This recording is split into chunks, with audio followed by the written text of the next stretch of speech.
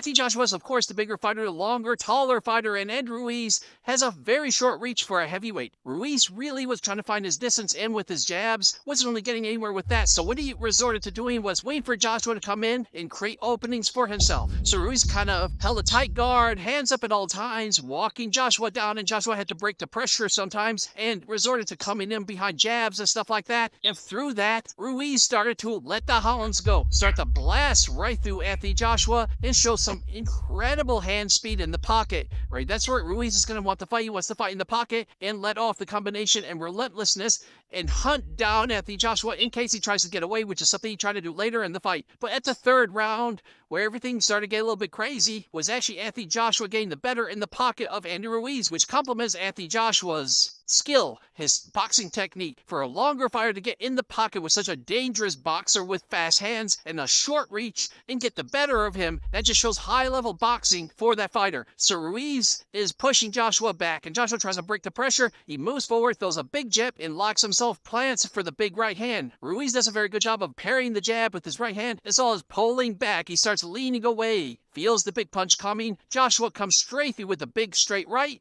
and Ruiz is able to get on the outside of the punch when he pulls away. Then he does have an opening on that side, so he goes for a very short left hook over the top, but Joshua does a very good job of not lowering his right hand when he throws it. He puts it right back in position, guards the hook very well, and right when that happens, he puts his left hand up, and Ruiz is going for the right hand. Now, the thing about Andy Ruiz Jr. is he always goes left, right, left, right. He doesn't really double up on punches. So if he's going to throw that left hand, the right hand's going to come after the right hand. It's going to be the left hand that's going to come. And Joshua had this down for a bit. So he puts his left hand up, blocks that other right hook, and he's peekabooing his way in, marching his way in through the guard. He blocks the hooks and then stuffs them in as he gets in very close. Notice Andy Ruiz's hands where they are at. Anthony Joshua sees the right hand is down, so he goes for a big left hook over that side. It's a little bit too short of range to really connect cleanly with it. So Ruiz's body moves with the punch. Joshua falls up with a big right uppercut, which actually just grazes the chin of Ruiz, but lifts it up for another opening. And Joshua's going to go for the big left hook, as is Andy Ruiz. But the thing why Joshua's gotten closer is because he didn't wind it all the way back like Ruiz did.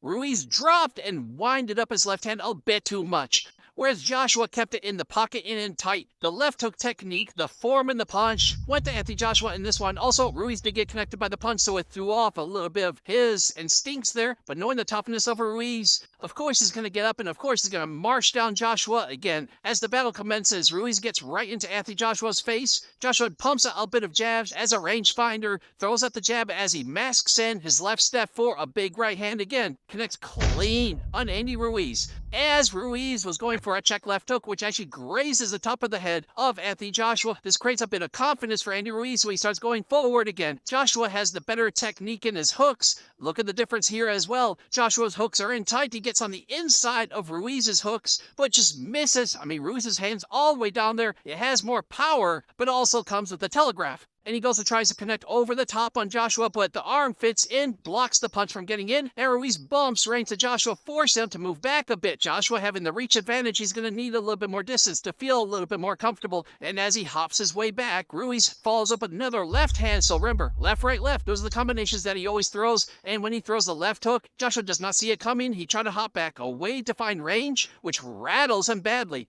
Then knowing the fight that Joshua went through with Klitschko, whenever he gets hurt or whenever things get a little bit chaotic, he will throw back at times, right? He has that fight in him, and he starts throwing back at Andy Ruiz in the pocket because Ruiz, again, he's going to hunt down Joshua. He's not going to let him get away. He's sticking on Joshua and keeping his own range. So Joshua goes and fires back. He throws the left hand, throws a right uppercut, which Ruiz is able to move back just a little bit. And as Joshua's coming with that tight hook, I absolutely love the hooks that Joshua throws. The form is absolutely perfect. Ruiz is able to duck under the punch, bob and weave, and find a great angle on Joshua, who is completely overextended to his right side. So they create a little bit more distance, and Ruiz is watching Joshua, right? Joshua went for one attack to really initiate action. He went for the 1-2, a long 1-2. Then he does it again. Ruiz is onto it now, showing a bit of fight IQ out there. So Joshua does the same setup, throws the big jab, steps off big to his left, and comes in for the big right straight. Again, Ruiz is able to pull on the punch, making the extension of the right straight to extend fully, and now he found his counter shot again. Look how much forward Joshua is leaning into his right straight, and Ruiz finds a Big left hook that connects clean on Anthony Joshua. Joshua's going to follow up with the big left hook again. He's doing the same punches here. He's doing the same stuff. 1-2, and tries to retract back with that left hook, which is actually an amazing combination. But when you keep going to the same thing, it gets repetitive for your opponent. And Ruiz, instead of going for a big right hook like he did before, he goes for a right straight, which gets on the inside of the looping punch. Right straights most of the time beat looping punches. Even if it's tight, it's still a hook. It's still going to be looping. He just misses Anthony Joshua, but more importantly, Joshua's left hook gets stuck in, right? He gets blocked by the right arm of Ruiz. Joshua goes and throws a big right shovel hook, and right before Joshua throws it, Ruiz is on to the instincts, right? So he's able to dog under it right before the punch even gets telegraphed. The extension on the right hand completely opened up Anthony Joshua's right side. Completely. He doesn't have enough time to retract the punch or get in stance or anything. His chin is open. Too much commitment, too much fight, and not enough correct decision-making in the pocket for Anthony Joshua compared to Andy Ruiz. So Ruiz outsmarted Joshua here a bit, and he connected with a big left hook over the top. As Joshua is going for another left hook himself, he's fighting too much. Joshua's fighting too much. Instead of making the right decisions and showing the better fight IQ, Ruiz showed his toughness,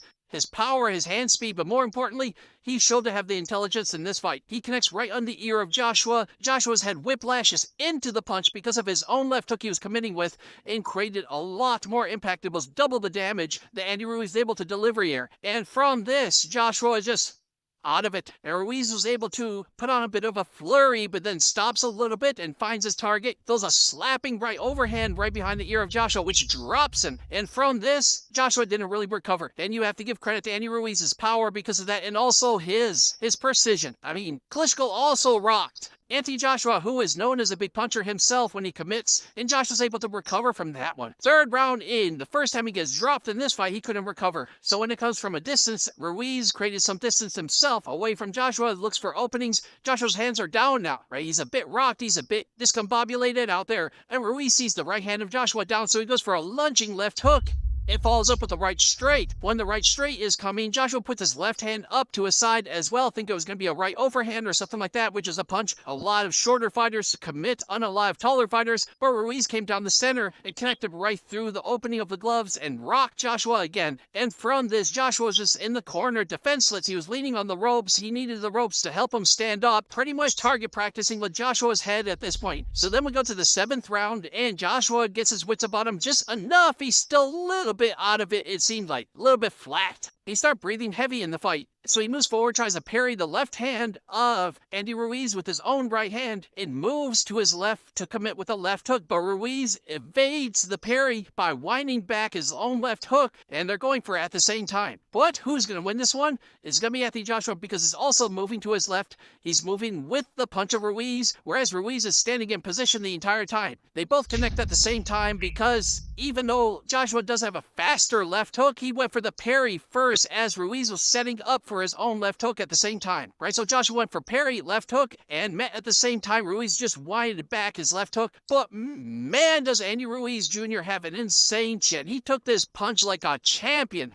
he became, and came right at Joshua right afterward. I mean, he got dropped by this before, took this one way better. It was flush. So Joshua goes for another tight left hook, and Ruiz now is going to counter that with a big right overhand. Now, Ruiz is going to win this exchange because he's moving his head with the left hook. When you throw in a big right overhand, you're both in the same stance, both orthodox. When you're committing on a big right overhand, your head is moving to your left. It's going to move with that left hook. Even if it connects on you, the impact is going to be decreased. And when a taller fighter is throwing punches at a shorter fighter, besides maybe an uppercut, when he's throwing a left hook in this case, his shoulder is automatically going to be a bit too low, right? He has to punch down, right? If you're punching up, you could do this at home watching this right now. When you punch up, your shoulder covers your chin a lot better. When you're punching down, your shoulder is not able to really cover your chin. And they have a 4-inch height gap here with a bigger reach differential. And because of this, there is nothing guarding, nothing protecting Anthony Joshua from stopping this overhand right. Overhand right goes right over the top. No defense at all. Bombs. Anthony Joshua on the jaw. Joshua is rattled. He has his head lowered. It's instincts here. At this point, he's trying to evade punches by just lowering his head. And again, Andy Ruiz starts blasting Anthony Joshua. He lands a big right hand behind the ear as well. Throws hooks, which Joshua has his hands on this side. Instinctively, just something you could tell he practices a lot. Whenever punches get thrown at him, he likes to keep his hands up. Doesn't really parry shots too much on the defense. And Ruiz found the opening down the center, starts throwing straight shots this time and rocks Joshua even more. He pulls down the head of Joshua just a little bit, but here's the thing, Joshua's already on rubbery legs, on chicken legs at this point. If it's enough to just nudge your head down a little bit to cause the fall, my man is pretty much out of it. So we move it to the end of the fight. Joshua goes and throws a big left hook, and Ruiz again was able to pull in the punch just enough to get his counter shot in on the much longer fighter here. Remember when I said in the beginning, this is what Andy Ruiz is doing here. He's hunting down Joshua. He's getting Joshua to commit on him, and he's going to hunt him down and not let him get away until he drops him. So Joshua's hook completely overextends. He drops it and gives the big opening on his jaw again. Ruiz is moving in, throws a big left hook to the forehead of Joshua. Joshua's trying to put his left hand up just in time because he knows the right hand is coming right afterward. Not able to get it there fast enough, and gets connected by a big right overhand behind the ear again. And this pretty much ends the fight right there and then. Now, some people are going to say the stoppage was controversial. I agree a little bit, but you can see Joshua is a little bit odd of it. I mean, he was answering the ref. He was answering kind of quietly, but as the ref signaled to start the fight for Joshua, Joshua didn't move forward or anything, kind of just sat in the corner. Now, if I'm going to be honest, I don't know the rules of how the ref can stop a fight like this. Do they have to be off the corner, or can they actually sit in the corner, and then when the fight goes on, then they move forward after they see their opponent coming at them? That's really what it all comes down to, in my opinion, unless he sees that Joshua is really out of it, because nobody can really notice how out of it Joshua is right now, other than the ref looking into his eyes. So at the end of the day, I still think Andy Ruiz would have knocked out Joshua. I think this stoppage potentially stopped any further brain damage or any kind of damage that Andy Ruiz is going to cause to Joshua further. Because Joshua did not have the balance, he did not have the wits about him to continue the fight effectively. And Ruiz has a granite chin, heart of a warrior, power and speed in his hands, and showed higher fight IQ out there. It was really hard to see Joshua really do anything at this point. I hear they're going to do a rematch. I'm very excited to see a rematch, and the heavyweight division is just getting better and better and better. They say the three heavyweights, the three heads of the heavyweight division, Joshua, Wilder, and Fury. Now you can make your choice. Are there four heads now? Because Andy Ruiz is up there, and he's going to rematch Joshua. So right now you can say there's four heads of the heavyweight division until that rematch ends, and then maybe one of them gets cut off. But it doesn't matter. We're getting more talent. People are saying this ruined the heavyweight division, but how? We have more talent, more elite fighters in the division now, and people are going to say Andy Ruiz is not a draw. How do you know he's not going to be a draw? He's the first Mexican heavyweight champion ever. Of course I'm going to get behind him. And he has an exciting style, and he just beat Anthony Joshua, who's one of the biggest stars in boxing today. So I'm a bit optimistic for the future of Andy Ruiz as well as the heavyweight division. So I hope you guys enjoyed the breakdown. If you did, make sure to give it a thumbs up. If you enjoyed my content, make sure to subscribe. My next video is going to be the breakdown of the MMA fight with Alexander Gustafsson versus Anthony Smith, which is going to come out later today. So be looking for that. And again, thank you guys so much for watching, and I'll see you in the next video.